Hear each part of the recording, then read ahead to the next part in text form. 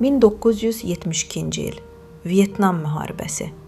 Göy üzünü qara tüstü bürümüşdü. Amerika təyyarələri kəndi bombalayır. Napalm bombaları torpağa düşdüyü anda hər şeyi alova qərq edirdi. İnsanlar canlarını qurtarmaq üçün qaçırdı. Qışqırıqlar, qorxu və ümidsizlik hər yeri sarmışdı. Və həmin an tarixə düşən o foto çəkildi. Kadrda qollarını açaraq çılpaq halda qaçan balaca bir qız var idi. Onun adı Kim Puk idi. Dünya onu Napalm qızı kimi tanıdı. Şəkli Associated Press-in foto müxbiri Nick Ut çəkmişdi. O bombardıman xəbərini alan kimi Frambank kəndinə yollanmışdı. Kəndə çatanda hər yer qara tüstü içində idi. Yaşlılar və uşaqlar yanğın içindən qaçmağa çalışırdı. A-37 təyyarələri ard-arda napalm bombalar atmışdı. Nick Ut həmin anı belə xatırlayırdı. Yanmış uşaqlar, kömək üçün yalvaran insanlar.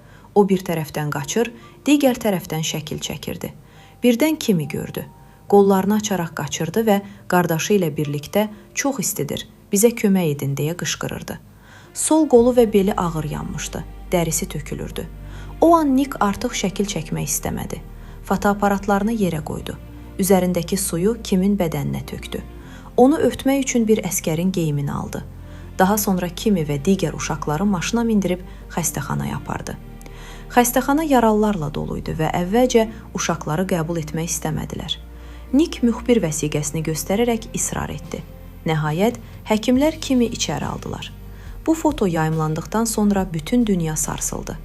O dövrün Amerika Birləşmiş Ştatları prezidenti Nixon şəklin saxta olduğunu iddia etdi. Hətta bəzi rəsmilər yanıqların başqa səbəbdən olduğunu söylədilər. Lakin hadisənin video görüntüləri yayımlandıqdan sonra həqiqət danılmaz oldu və üzr istənildi. Bu şəkil müharibənin qəddarlığını bütün çılpaqlığı ilə dünyaya göstərdi. Bir çoxlarına görə müharibənin sonlanmasına təsir edən ən güclü görüntülərdən biri oldu. Aradan illər keçdi. Kim Puk sağ qaldı. Uzun və ağır müalicələrdən keçdi.